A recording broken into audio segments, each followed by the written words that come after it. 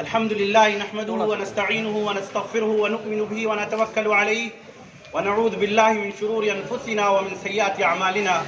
من يهده الله فلا مضل له ومن يضلله فلا هادي له، ونشهد أن لا إله إلا الله وحده لا شريك له، ونشهد أن سيدنا ومولانا محمدا عبده ورسوله صلى الله عليه وعلى آله وأصحابه وسلم تسليما كثيرا كثيرا.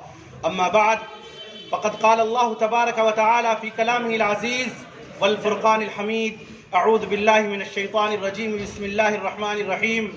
يا أيها الناس اتقوا ربكم الذي خلقكم من نفس واحدة وخلق منها زوجها وبث منهما رجالا كثيرا ونساء واتقوا الله الذي تساءلون به والأرحام إن الله كان عليكم رقيبا.